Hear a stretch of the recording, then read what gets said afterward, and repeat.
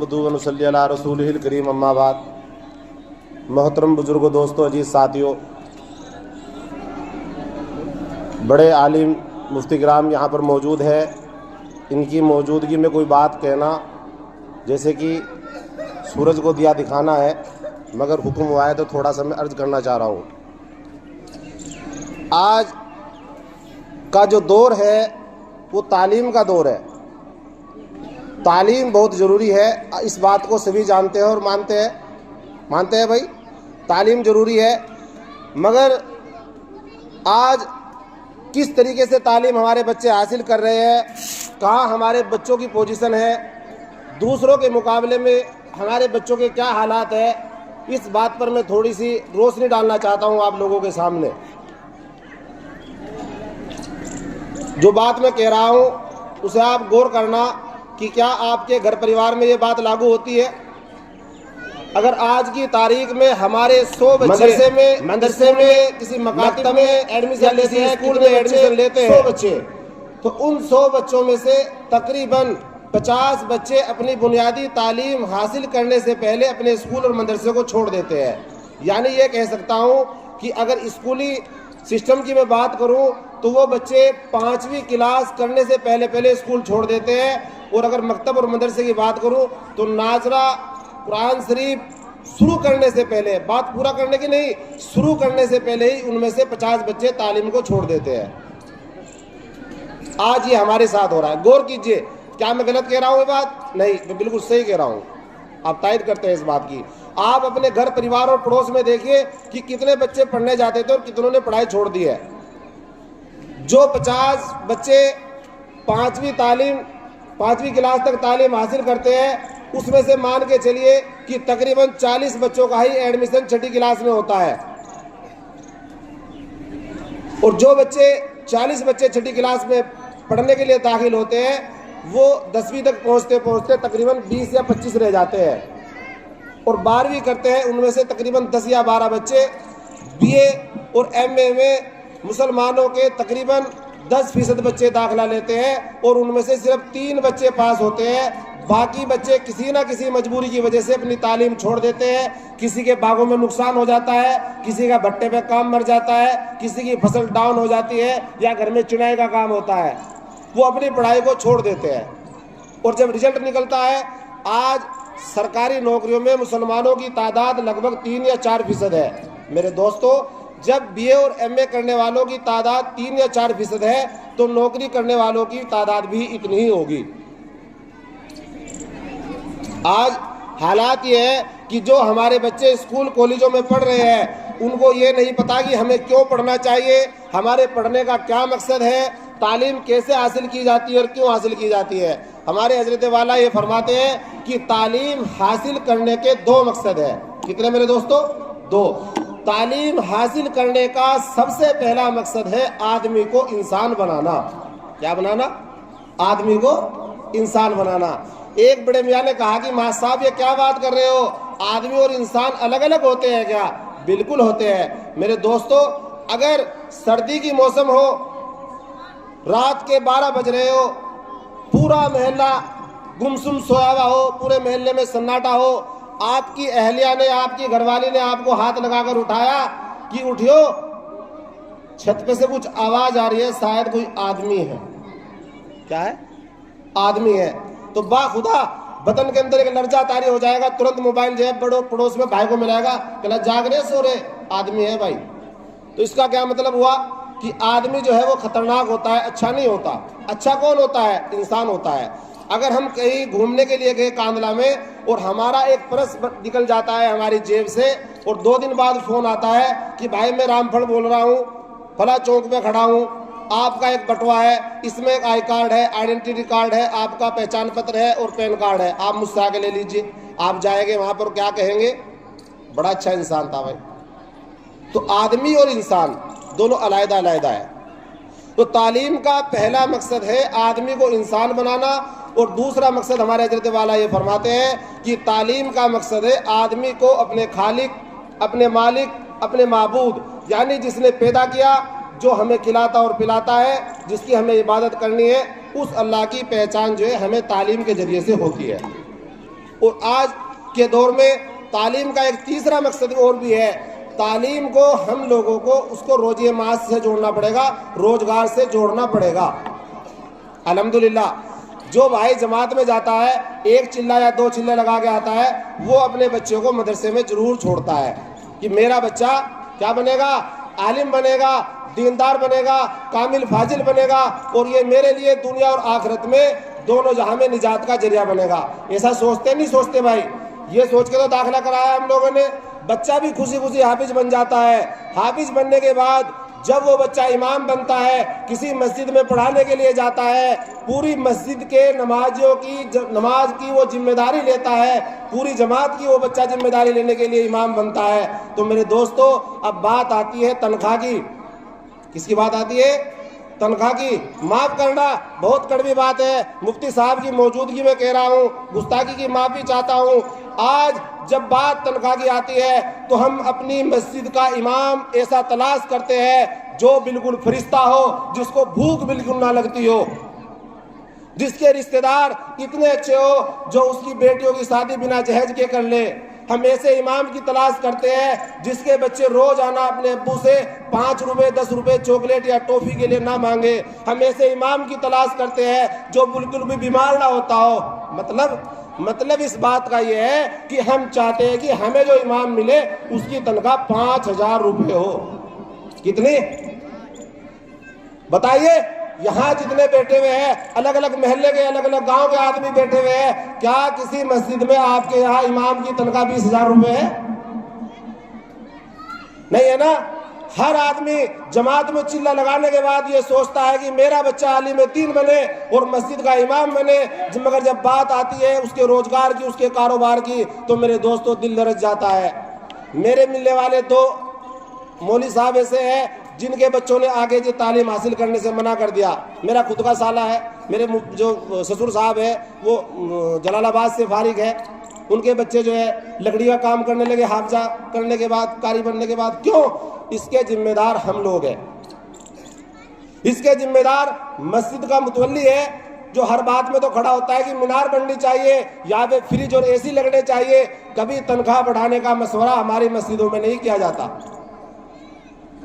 جتنے بھائی یہاں پر بیٹھے ہوئے ہیں، آج کی تاریخ میں مجھے یہ بتائیے، کوئی نوجوان جس کی عمر تقریباً 18-20 سال ہو، 12 یا 15 ہزار روپے مہینہ سے کم باغ میں نہیں جا سکتا؟ چلا جائے گا کوئی بھائی؟ ہے کوئی تیار یہاں 12,000 روپے مہینہ باغ میں جانے کے لیے؟ ہمارے محلے کا جو سب سے ادنا سا مزدور ہوتا ہے، اس کی روزانہ کی آمدنی کم سے کم 500 روپے ہے۔ یعنی دیہڑی مزدور کو ارشاد بھائی 500 روپے دیے جاتے ہیں، اور ایک مہینے کے کتنے ہو گئے؟ 15,000۔ اور امام صاحب کی تنخواہ کتنی ہے؟ 6,000 روپے۔ ارشاد بھائی اگر میں کہوں کہ آپ اپنے بچے کو آرین کو مسجد میں امام بناؤ گے، آپ تیار ہو 5,000 روپے میں؟ جی دیکھ لیجئے، بجھے ہوئے دل سے گرا منہ پر ہو کر کے، اگر تیار ہے، یہ وہ طریقہ ہے تیار ہے کہنے کا بھائی۔ میرے دوستو، بزرگوں، ساتھیوں، آج حالات یہ ہے کہ اگر گھر میں 3 آدمی ہیں، کتنے؟ 3، اور 3 ہوگی عورتیں، اللہ تعالیٰ نے ہر چیز کا جوڑا بنایا ہے، ٹوٹل 6 آدمی ہو گئے، 6 بڑے موبائل گھر میں موجود ہے، اور ایک موبائل کا ریچارج 300 روپے ہے، ٹوٹل ملا کے 1800 یا 2000 روپے مہینہ کا ریچارج ہو رہا ہے غریب آدمی کے گھر میں۔ تو ہمیں اس کے لیے مشورہ کرنا چاہیے کہ ہماری مسجد کے آس پاس جتنے بھی گھر ہیں، ان گھروں میں جتنے موبائل ریچارج ہوتے ہیں، ہر موبائل کے ساتھ میں 100 روپے کا ریچارج جو ہے امام صاحب کا بھی کریں گے۔ پہلی تاریخ ہوتی امام صاحب کے کھاتے میں 100 روپے کا فون پے۔ یعنی یہ مانیے کہ جس مسجد میں 30 گھر لگتے ہیں، میں اندازہ لگاتا ہوں تقریباً وہاں پر 150 موبائل ضرور ملیں گے۔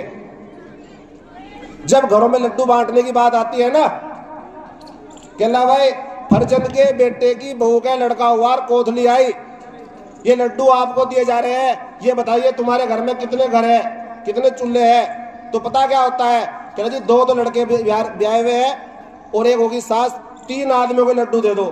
اور جب بات آتی ہے 100 روپے کی تنخواہ کی، تو ہمارے محلے میں جس آدمی کے گھر میں 5 بیٹوں کی شادی ہو رہی ہے، الحمدللہ 5 کے 5 جو ہے اپنے کاروبار پہ کھڑے ہوئے ہیں، پتہ کیا کہتے ہیں؟ ایک آدمی کے دیے گے جی ہم تو 100 روپے، ہمارے گھر کی جو مین دہلی ہے وہ ایک ہی ہے، کہتے ہیں نہیں کہتے ہیں؟ انتظار بھائی غلط کرا گیا میں؟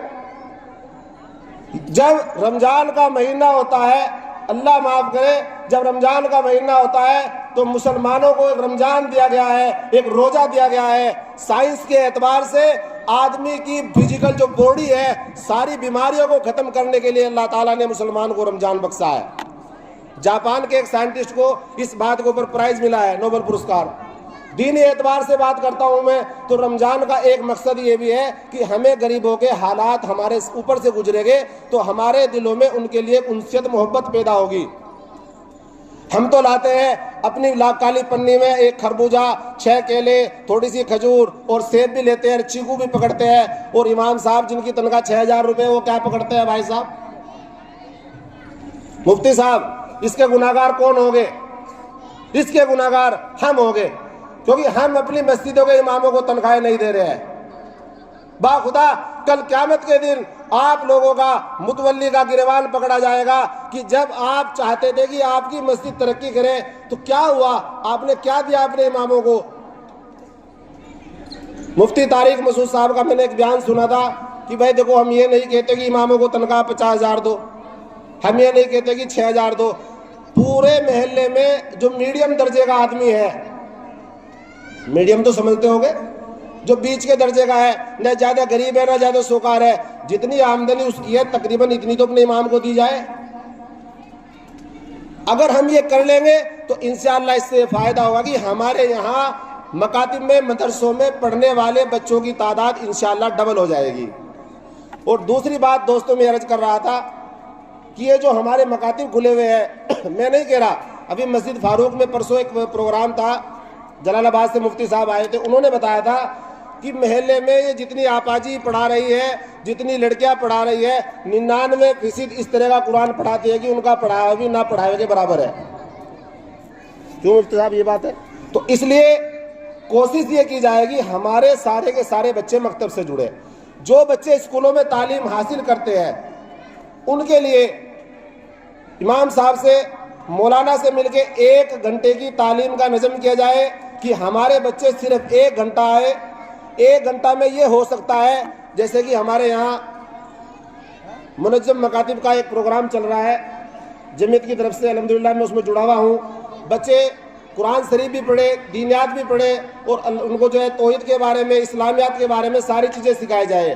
ہاں، ایک بچہ ریگولر رہ کے مدرسے میں پڑھ رہا ہے دن رات، وہ بچہ قرآن پڑھے گا 2 سال میں، تو ہم یہ کوشش کریں کہ ہمارا بچہ جو نرسری میں اسکول جا رہا ہے، جس کی فیس 500 روپے ہے یا 1000 روپے فیس ہے، وہ روزانہ 1 گھنٹہ امام صاحب کے پاس مسجد میں بھی جائے۔ جیسے ہی وہ 5ویں کلاس کرے 5 سال میں پوری، تو ادھر اس کا ناظرہ قرآن شریف بھی پورا ہو جائے، ساتھ میں اس کے اسلامی عقائد بھی اچھے ہو جائے۔ اور امام صاحب کو ہر مہینے کم سے کم، جب ہم پرائیویٹ اسکول میں 600 روپے کی فیس دیتے ہیں تو چلو زیادہ نہیں، کم سے کم 200 روپے کے حساب سے یہاں بھی دیا جائے، ورنہ میرے دوستو فری کی چیز کی قدر نہیں ہوتی۔ آج پڑھنے والے اتنے ہیں، الحمدللہ الحمدللہ، یہ بڑی بات ہے۔ ہر محلے میں، ہر گلی میں آپ کو حافظ اور قرآن پڑھے ہوئے مل جائیں گے، مگر مسجدوں کی جو الماریاں ہیں ان میں قرآن شریف رکھے ہوئے اس بات کی گواہی دے رہے ہیں کہ ہمیں کوئی رمضان کے علاوہ کھولتا بھی نہیں ہے۔ جب ایک لڑکی رخصت ہو کر اپنی سسرال جاتی ہے تو اس کے والد محترم اس کو قرآن دیتے ہیں، اور لڑکی کا سسر قرآن کو ایسے بڑے عزت کے ساتھ لے کے سر پہ رکھتا ہے اور یہ کہتا ہے کہ مجھے تو بس یہی قرآن چاہیے تھا اور کچھ نہیں چاہیے تھا، اور دہیج میں کار بھی لے جاتا ہے، موٹر سائیکل بھی لے جاتا ہے، فریج اور کولر بھی لے کے جاتا ہے وہ، اور جھوٹا کیا کہتا ہے، مجھے تو بس یہی قرآن شریف چاہیے تھا۔ اللہ تعالیٰ کے یہاں آدمی کی نیت دیکھی جاتی ہے میرے دوستو، اس لیے ہم اپنے بچوں کو اچھا پڑھائیں، تعلیم پہ زیادہ سے زیادہ خرچہ کریں، اور لڑکیوں کی شادی میں خصوصاً ہم 1 روپیہ نہ خرچ کریں، بلکہ والدین کے ذمے جو لڑکی کا فرض ہے، جو حصہ اس کی زمین میں، جائیداد میں، سمپتی میں ملتا ہے، وہ مفتی صاحب سے پوچھ کر حساب لگوا کر لڑکیوں کو دے۔ ورنہ حالات کیا ہے آپ کو پتا ہے، روزانہ موبائل دیکھتے ہیں کہ وہ ہماری بچیاں جو جہیز نہ ہونے کی وجہ سے جن کی شادیاں لیٹ ہو رہی ہے، کیا حال ہو رہے ہیں۔ بہرحال اپنی بات کو میں ختم کرتے ہوئے یہی بات کہنا چاہتا ہوں میرے دوستو، اگر آپ کے بچے اسکولوں میں پڑھ رہے ہیں تو تھوڑا دھیان دیجئے.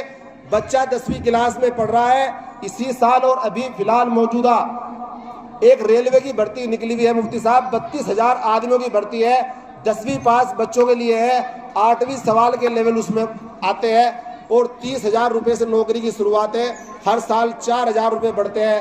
مگر میرے دوستو نتیجہ یہ ہے کہ جو ہمارا بچہ 10ویں کلاس میں پڑھ رہا ہے اس پہ 6ٹھی کلاس کا سوال نہیں نکلتا. اس کے ذمہ دار کون ہے؟ اس کے ذمہ دار ہم ہیں, کیونکہ ہم نے سنتوں پر عمل کرنا چھوڑ دیا. عشاء کی نماز کے بعد مسلمان سے یہ چاہا جا رہا ہے کہ وہ اپنے گھروں میں رہے. یہ اللہ کے نبی کی حدیث سے بھی ثابت ہے کہ صرف طالب علم کو جاگنے کا حکم ہے, یا جس کا رات کا کام ہو, مثلاً پہرے دار وغیرہ. اپنے بچوں کو مغرب سے لے کر تقریباً رات کے 10 بجے تک اپنے سامنے بستہ کھول کر بٹھائیے, تو انشاءاللہ بچے پڑھیں گے اور ترقی کریں گے. اور ان اماموں کا خیال کر لیجئے, ورنہ ایک ٹائم ایسا آئے گا میرے دوستوں کی محلے میں کوئی جنازے کو نہلانے والا اور نکاح پڑھانے والا نہیں ملنا. دھیان رکھیے گا. شکریہ بہت بہت.